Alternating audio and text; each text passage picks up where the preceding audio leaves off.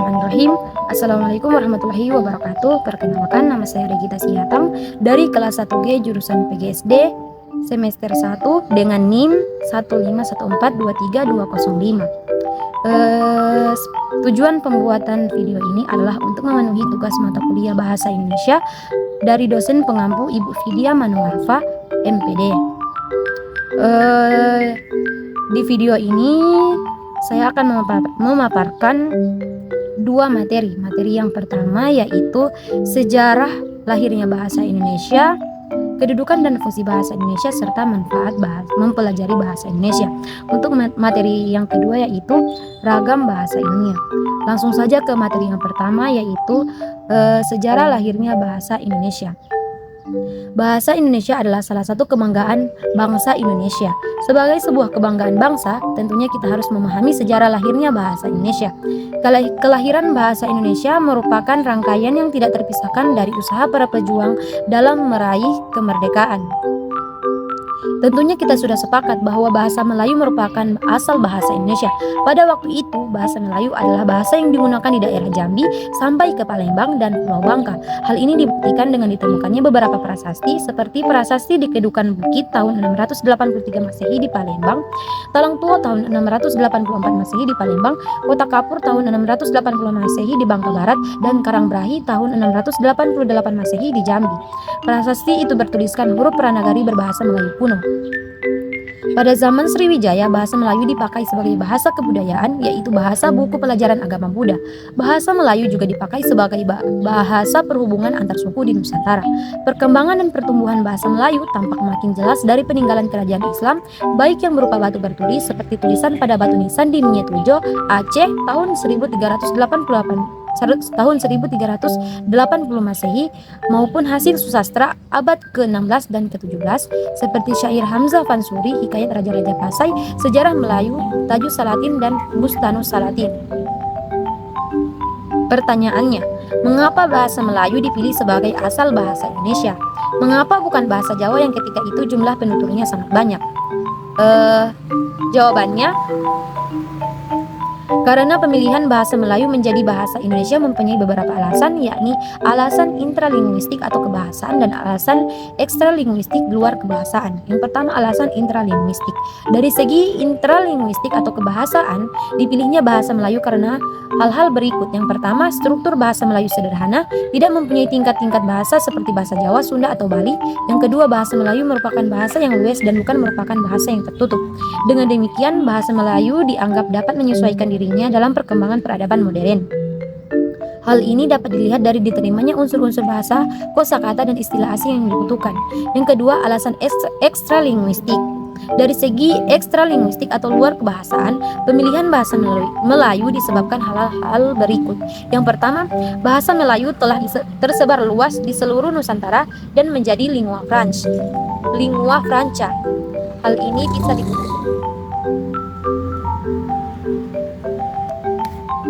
Hal ini bisa dibuktikan dengan ditemukannya prasasti Gandasuli tahun 623 di Jawa Tengah yang berbahasa Melayu kuno dan prasasti Bogor di Bogor pada tahun 942. Yang kedua, penutur utama bahasa Melayu adalah para pedagang yang terbiasa merantau ke daerah lain sehingga memudahkan dalam penyebaran bahasa ke seluruh Nusantara. Yang ketiga, pada masa Sriwijaya, bahasa Melayu bukan hanya digunakan sebagai bahasa perhubungan, melainkan juga digunakan sebagai bahasa kebudayaan dan ilmu pengetahuan. Yang keempat, dipilihnya bahasa Melayu yang mempunyai penutur sedikit tidak menyebabkan suku-suku besar di Indonesia seperti suku Jawa, Sunda, Batak merasa terkalahkan. Mereka mau menerima bahasa Melayu menjadi bahasa nasionalnya. Yang ke materi selanjutnya yaitu kedudukan dan fungsi bahasa Indonesia. Sejarah kelahiran bahasa Indonesia berasal dari bahasa Melayu yang sudah menjadi lingua franca atau bahasa perhubungan di antar masyarakat. Hal tersebut dapat menjelaskan tentang kedudukan bahasa Indonesia. Berdasarkan kedudukannya itu, kita juga dapat memahami fungsi-fungsi yang diemban oleh bahasa Indonesia. Kedudukan bahasa Indonesia pada dasarnya dapat dibedakan atas 4 hal. yaitu sebagai berikut. Yang pertama, kedudukan dan fungsi bahasa Indonesia sebagai bahasa nasional. Kedudukan yang paling dahulu muncul dari bahasa Indonesia adalah kedudukan bahasa Indonesia sebagai bahasa nasional. Kedudukan itu melekat sejak Sumpah Pemuda tahun 1928 dengan ikrar yang ketiga berbunyi, menjunjung tinggi bahasa persatuan, bahasa Indonesia. Sejak tanggal 28 Oktober tahun 1928 tersebut, bahasa Indonesia secara resmi telah diakui keberadaannya dan bangsa ini mempunyai kewajiban untuk menjunjung tinggi bahasa pemersatu bangsa. Adapun hasil perumusan seminar politik bahasa nasional yang diselenggarakan di Jakarta pada tanggal 25 sampai dengan 28 Februari tahun 1975 antara lain menegaskan bahwa dalam kedudukannya sebagai bahasa nasional, bahasa Indonesia memiliki fungsi sebagai berikut. Yang pertama, lambang kebanggaan nasional. Sebagai lambang kebanggaan nasional, bahasa Indonesia memancarkan nilai-nilai sosial budaya luhur bangsa Indonesia. Dengan keluhuran nilai yang dicerminkan bangsa Indonesia, kita harus bangga dalam menjunjung dan mempertahankannya. Sebagai realisasi kebanggaan kita terhadap bahasa Indonesia, kita harus memakainya tanpa ada rasa rendah diri dan malu. Kita harus bangga memakainya dengan cara memelihara dan mengembangkannya. Yang kedua, lambang identitas nasional. Sebagai lambang identitas nasional, bahasa Indonesia merupakan lambang bangsa Indonesia. Ini berarti melalui bahasa Indonesia, orang lain akan dapat mengetahui siapa kita, yaitu sifat, perangai, dan watak kita sebagai bangsa Indonesia. Karena fungsinya yang demikian itu, kita harus menjaganya. Jangan sampai ciri kepribadian kita tidak tercermin di dalamnya. Jangan sampai bahasa Indonesia tidak menunjukkan gambaran bangsa Indonesia yang sebenarnya. Yang ketiga, alat pemersatu masyarakat yang berbeda-beda latar belakang sosial, budaya, dan bahasanya. Dengan fungsi ini, memungkinkan masyarakat Indonesia yang beragam latar belakang sosial, budaya, dan berbeda-beda bahasanya dapat menyatu dan bersatu dalam kebangsaan, cita-cita, dan rasa nasib yang sama. Dengan bahasa Indonesia, bangsa Indonesia merasa aman dan serasi hidupnya sebab mereka tidak merasa bersaing dan tidak merasa lagi dijajah oleh masyarakat suku lain. Apalagi dengan adanya kenyataan bahwa dengan menggunakan bahasa Indonesia, identitas suku dan nilai-nilai sosial budaya daerah masih dapat tercermin dalam bahasa daerah masing-masing. Kedudukan dan fungsi bahasa daerah masih tegar dan tidak goyah sedikit pun. Bahkan bahasa daerah diharapkan dapat memperkaya khazanah bahasa Indonesia. Kemudian yang selanjutnya, alat berhubungan antar budaya dan antar daerah.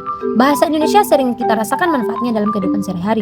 Bayangkan saja apabila kita ingin berkomunikasi dengan seseorang yang berasal dari suku lain yang berlatar belakang bahasa berbeda.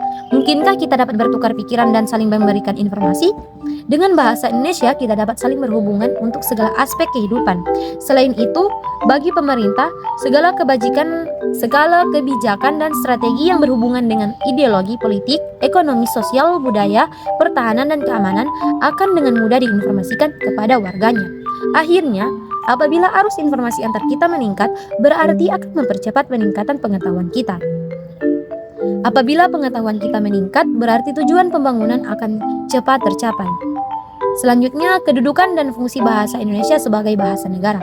Bahasa negara sama saja dengan bahasa nasional atau bahasa persatuan. Artinya, bahasa negara merupakan bahasa primer dan baku yang acap kali digunakan pada kesempatan yang formal. Fungsi bahasa Indonesia sebagai bahasa negara yaitu sebagai berikut. Yang pertama, bahasa Indonesia sebagai bahasa resmi kenegaraan.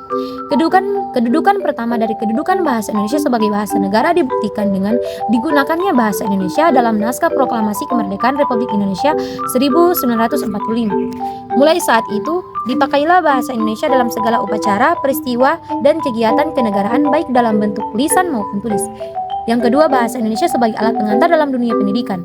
Kedudukan kedua dari kedudukan bahasa Indonesia sebagai bahasa negara dibuktikan dengan pemakaian bahasa Indonesia sebagai bahasa pengantar di lembaga pendidikan dari taman kanak-kanak hingga perguruan tinggi.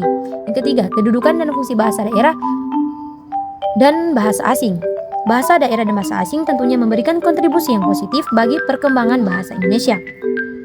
Bagaimana kedudukan dan fungsi bahasa daerah dan bahasa asing di dalam hubungannya dengan bahasa Indonesia? Yang pertama, kedudukan dan fungsi bahasa daerah di dalam hubungannya dengan kedudukan bahasa Indonesia. Bahasa daerah yang terdapat di wilayah Republik Indonesia berkedudukan sebagai bahasa daerah. Kedudukan ini berdasarkan kenyataan bahwa bahasa daerah itu adalah salah satu unsur kebudayaan nasional yang dilindungi oleh negara sesuai dengan fungsi penjelasan pasal 36 bab 15 Undang-Undang Dasar 1945. Di dalam kedudukan sebagai bahasa daerah berfungsi sebagai lambang kebanggaan daerah, lambang identitas daerah, dan alat perhubungan di dalam keluarga dan masyarakat daerah. Sementara itu, di dalam hubungannya dengan fungsi bahasa Indonesia, bahasa daerah berfungsi sebagai pendukung bahasa nasional, bahasa pengantar di sekolah, dan alat pengembangan serta pendukung kebudayaan daerah. Yang kedua, kedudukan dan fungsi bahasa asing. Bahasa-bahasa asing seperti bahasa Inggris, Prancis, Jerman, Jepang, Arab, dan Mandarin berkedudukan sebagai bahasa asing. Kedudukan ini berdasarkan atas kenyataan bahwa bahasa asing tertentu itu diajarkan di lembaga pendidikan pada tingkat tertentu. Di dalam kedudukan tersebut, bahasa-bahasa asing itu tidak bersaing dengan bahasa Indonesia, baik sebagai bahasa nasional maupun sebagai bahasa negara, serta dengan bahasa-bahasa daerah, baik sebagai lambang nilai sosial budaya maupun sebagai alat perhubungan masyarakat daerah. Dalam kedudukannya sebagai bahasa asing, bahasa-bahasa seperti Inggris, Jerman, Prancis, Jepang, Arab, dan Mandarin berfungsi sebagai alat perhubungan antar bangsa, alat yang membantu pengembangan bahasa Indonesia menjadi bahasa modern, dan alat pemanfaatan ilmu pengetahuan dan teknologi modern untuk pembangunan nasional. Kemudian yang terakhir, manfaat mempelajari bahasa Indonesia. Terdapat 5 manfaat mempelajari bahasa Indonesia. Yang pertama, menumbuhkan rasa cinta tanah air. Bukan waktu yang sebentar bagi para pahlawan bangsa dalam memperjuangkan bangsa Indonesia menjadi bahasa yang digunakan antar suku ketika itu. Dengan belajar bahasa Indonesia dapat meningkatkan rasa kecintaan terhadap tanah air. Kemudian yang kedua, melestarikan bahasa dengan mempelajari dan menggunakan bahasa Indonesia di dalam kehidupan sehari-hari. Kita telah berperan besar dalam melestarikan bahasa Indonesia.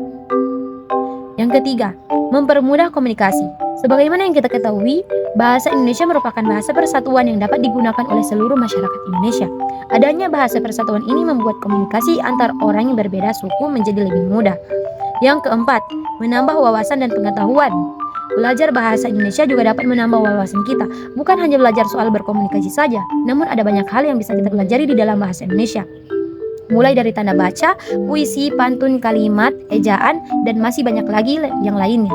Yang kelima, merangsang munculnya ide-ide baru. Dalam bahasa Indonesia, kita juga akan belajar untuk membuat beragam karya sastra seperti pantun, puisi, dan yang lainnya. Tentu saja untuk membuatnya membutuhkan ide-ide yang cemerlang agar bisa menghasilkan karya sastra yang indah dan enak dibaca untuk semuanya. Bukan hanya itu, sebuah survei membuktikan bahwa mempelajari bahasa dengan baik dan benar, khususnya kosakata, membuat seseorang lebih mudah untuk mendapatkan ide dan gagasan baru. Selain itu, mempelajari bahasa juga bisa membuat seseorang menjadi lebih cerdas. Baik, jadi itulah tadi pemaparan untuk materi yang pertama. Selanjutnya kita beralih ke materi yang kedua, yaitu ragam bahasa ilmiah. Ragam bahasa ilmiah adalah salah satu bentuk keragaman bahasa yang terbentuk dari cara penyampaiannya. Menurut Kamus Besar Bahasa Indonesia, ilmiah adalah sesuatu yang bersifat keilmuan. Artinya, ragam bahasa ilmiah merupakan bahasa yang disampaikan dalam ranah ilmiah atau akademis.